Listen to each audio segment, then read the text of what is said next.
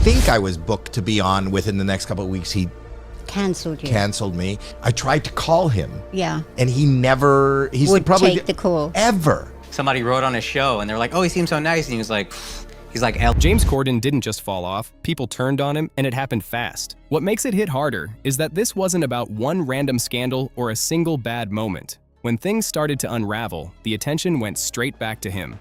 The shift really began when a New York restaurant owner accused him of treating staff badly. But what made it stick wasn't just the accusation, it was how quickly people believed it, like it confirmed something they already suspected. Because for a long time, there had already been quiet talk in the background, small stories, side comments, things people noticed but didn't openly say. So when this situation became public, it didn't feel like a one-off incident, it felt like everything finally catching up at once. His reputation, in a way, had been sitting in that space for years. Not fully exposed, but not completely hidden either. From people in the industry to everyday workers, a lot of individuals seem to have their own version of a similar experience. At the same time, his public image told a completely different story. On screen, he came across as funny, friendly, and easygoing, the kind of personality audiences naturally liked. But behind that image, there were signs that something else had been building over time, and the pressure of fame was starting to show. Right here in LA, it's so beautiful. Harvey Weinstein has already asked tonight up to his hotel to give him a massage. I don't know whether that groan was that you like that joke or you don't like that joke. If you don't like that joke, you should probably leave now. What adds more context to all of this is where he came from. He didn't grow up with money or industry connections. His background in England was pretty normal, nothing that would automatically put him ahead. Still, even early on, there were clear signs of what he wanted. In his own words, he always felt drawn to performing. There's a story he shared about being just 3 years old at a family event, where he stood up during the ceremony and started pulling faces to get attention. It might sound small, but for him, it meant something. He described it as the first time he felt noticed, and that feeling stayed with him. From that point forward, the desire for attention didn't fade. It only grew stronger, pushing him to keep chasing that spotlight as he got older. He's openly said that school was never something he took seriously. Studying didn't interest him. His focus was always somewhere else. From early on, all he really wanted was attention, whether that came through acting, music, or anything that put him in front of people. So when he finally got his first real role at 17 in a musical, he expected it to be the start of something big. In his mind, this was his moment. But instead of stepping into the spotlight, he ended up in the background as part of the ensemble, and that didn't sit right with him at all. He later described it himself. The monotony of it and the fact that I was just stood at the back, I was 17, you've got to have ridiculous ego to be 17 on your first job thinking, what's this? Why am I just stood at the back? In my head, I thought I'd walk in and they'd go, wow, we should give him a song. That kind of thinking says a lot about how he already saw himself. The confidence was there early, maybe even too early, but the experience and discipline hadn't caught up yet. Over the next few years, he kept working, taking whatever roles he could get. Small parts, quick appearances, bits on TV that came and went without much impact. He was active, but not progressing in a meaningful way. There were also reports during that time that he didn't always approach the work seriously. Some directors described him as unfocused, even lazy, which only made it harder for him to stand out in a competitive industry. As a result, he didn't separate himself from the crowd. He blended into it, often cast in similar roles, the forgettable character, the one used as the punchline. He was regularly put into parts where the joke was on him, playing people seen as lazy or out of shape. Being placed in that position again and again can start to affect how you see yourself. And that's where the internal conflict started building. On one side, he wanted recognition and respect. On the other, he wasn't fully putting in the level of work needed to reach that point. That gap created frustration, and over time, that frustration turned into something stronger. It became ambition, but not the steady kind. This was more intense, more personal. He wanted to prove people wrong, to break out of that position, and to be seen as the star he believed he was. At the same time, that mindset came with a growing chip on his shoulder. Fancy the Jonas Brothers. Cover your belly.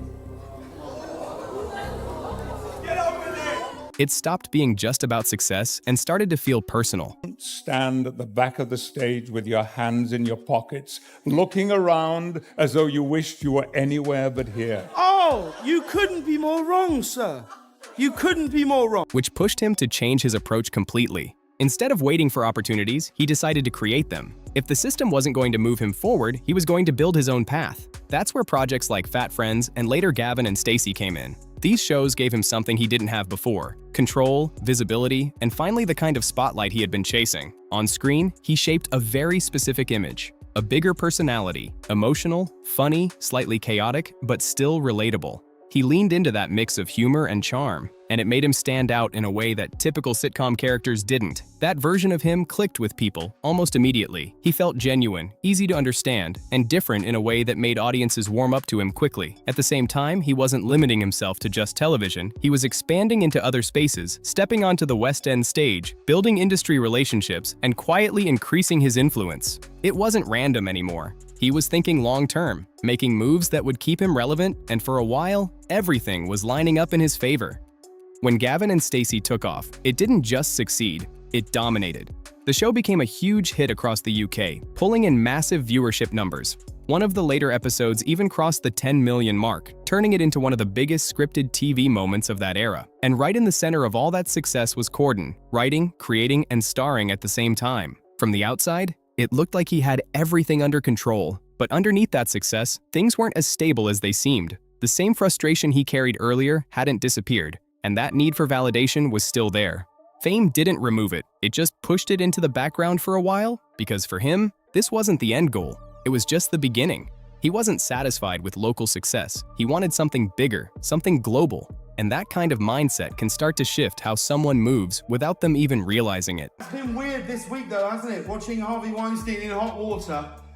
Ask any of the women who watched him take a bath. It's weird watching Harvey Weinstein in hot water. Harvey Weinstein wanted to come tonight, but he'll settle for whatever potted plant is closest.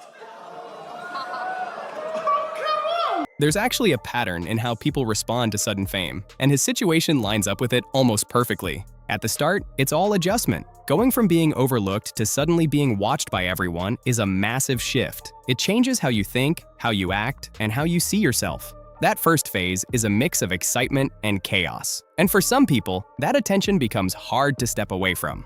Very quickly, it can create the feeling that you've moved into a different level, where normal rules don't apply in the same way anymore. We've seen similar patterns with other well-known figures, people who started operating on their own terms and slowly stopped listening to boundaries. And with Corden, there were already early moments that hinted at that shift. Back in 2008, during an appearance on Lily Allen's talk show, what seemed like harmless, playful interaction at the time later took on a completely different meaning. Years later, Lily Allen addressed it directly, saying, "He came on to me in front of a studio audience. If I'd have shut him down, I would have been labeled cold or snobbish." That completely changes how the moment feels. What once looked like light banter suddenly comes across as uncomfortable when you hear it from that perspective. Meanwhile, Corden saw the situation differently. He believed there was something more there and even thought they were dating after spending time together, but it didn't go anywhere. That rejection hit harder than it looked from the outside. It didn't just pass. It brought back a lot of the same insecurities he had before any success came into the picture.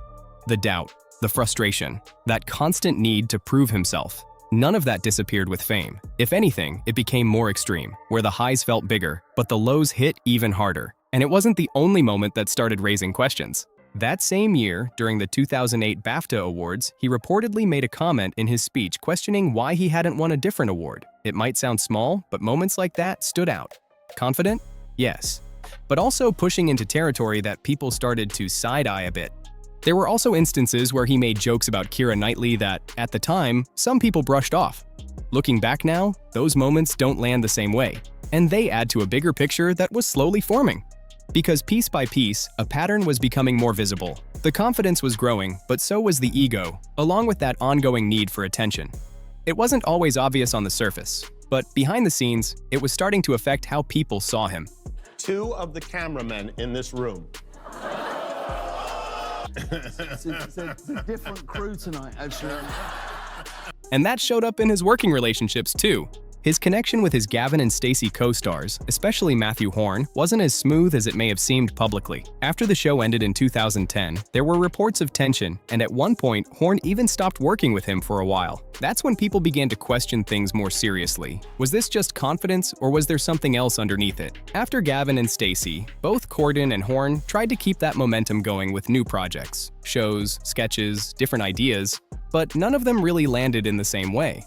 One project after another didn't connect, and the pressure started building quickly. Whatever actually happened between them personally hasn't been fully explained, but it's clear something shifted, and it wasn't in a positive direction. When he later spoke about that period in interviews, it always felt like something was missing. He would touch on it, hint at things, but never fully take responsibility or clearly address what had actually gone wrong, and that became especially noticeable during his interview with Piers Morgan. The tension was already there, but it stood out even more when it was revealed that Matthew Horn had also been invited, and chose not to show up.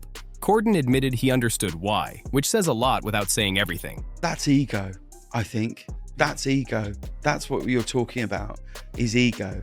I lived for 8.5 years what could only be described as a narcissist's dream. Do you know what I mean? I cannot stress how much I think being the host of a late night TV show is one of the greatest jobs in the world. I think it's amazing. I think it is brilliant. Like, my God, how lucky am I to have done that? I think it's amazing.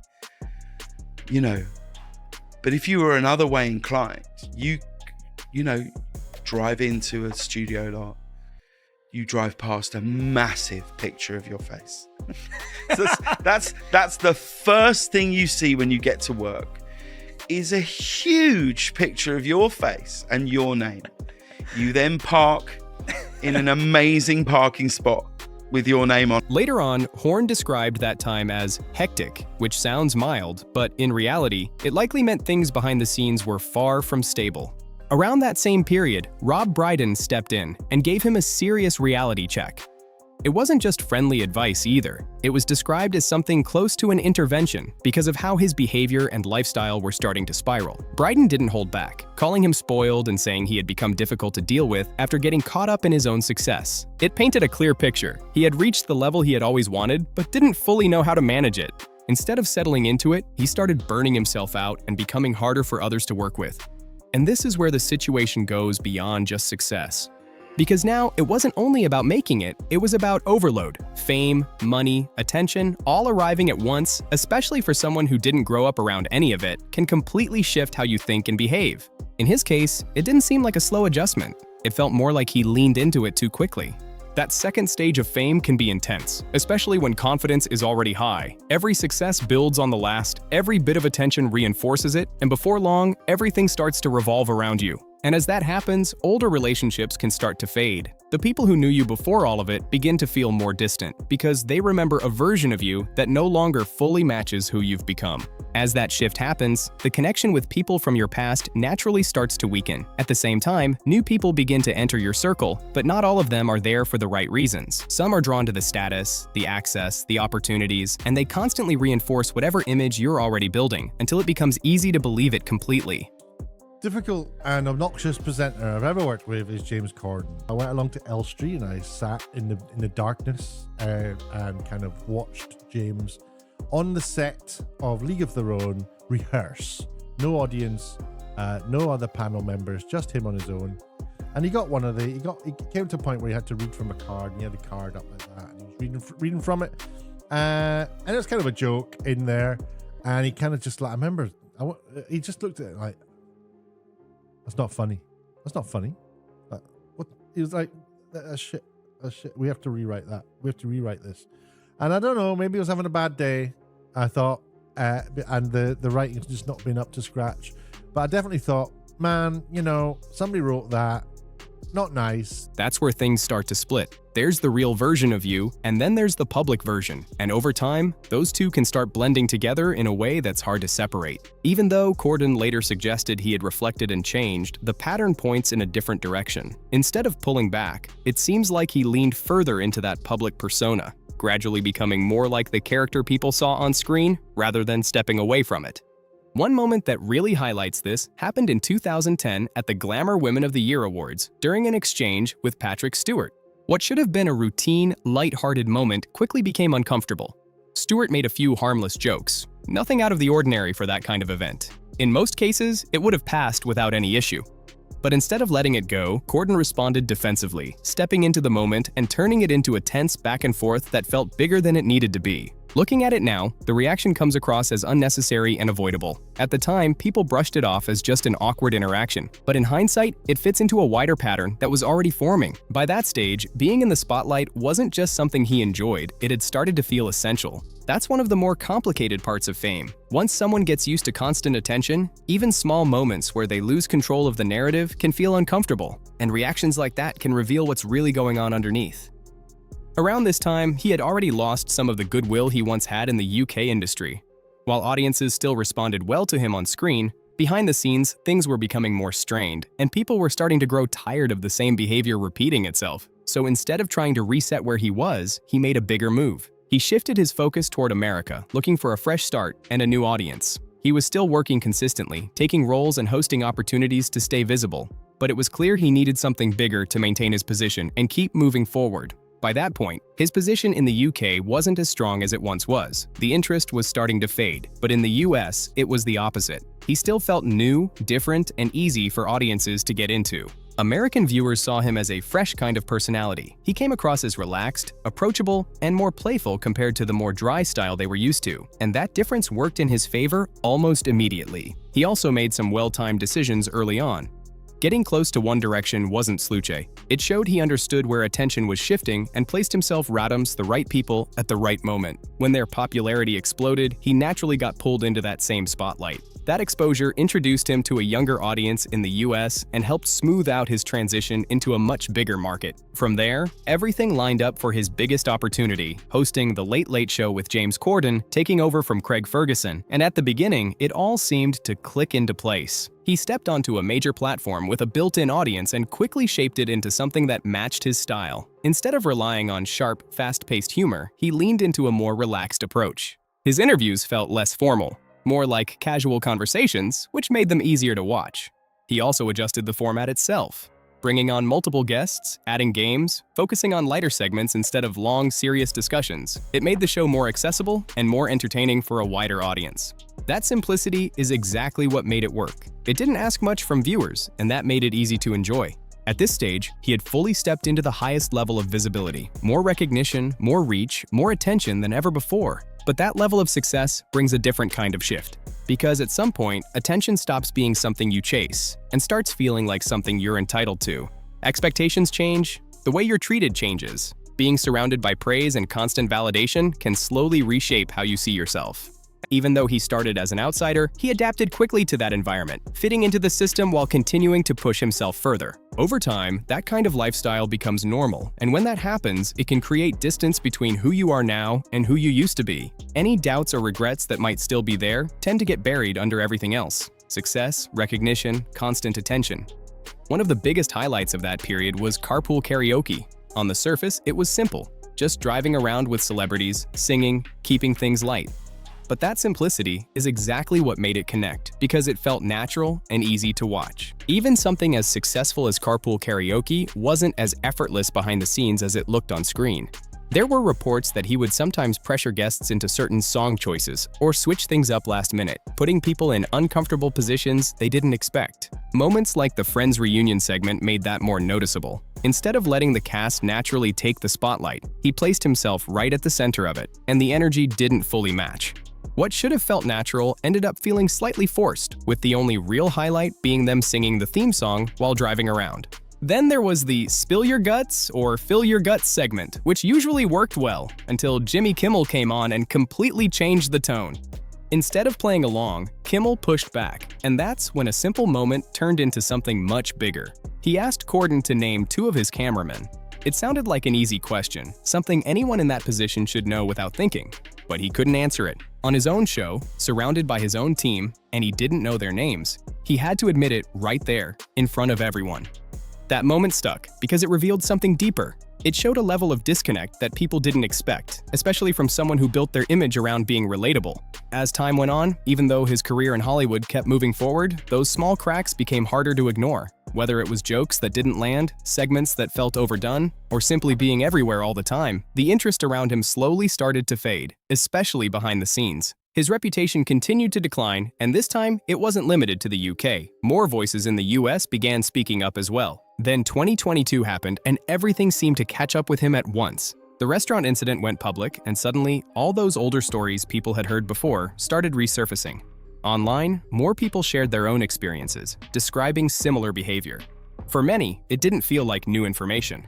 It felt like confirmation of something they had already suspected. At the same time, accusations surfaced that he had taken jokes from Ricky Gervais and Noel Fielding, which only added more pressure.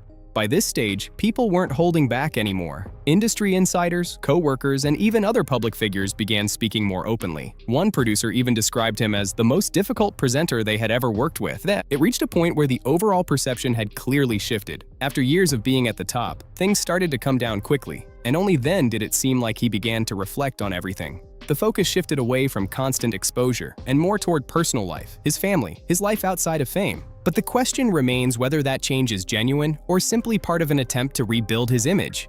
Right now, it looks like he's trying to re-establish himself through acting and writing. But realistically, his position isn't what it used to be.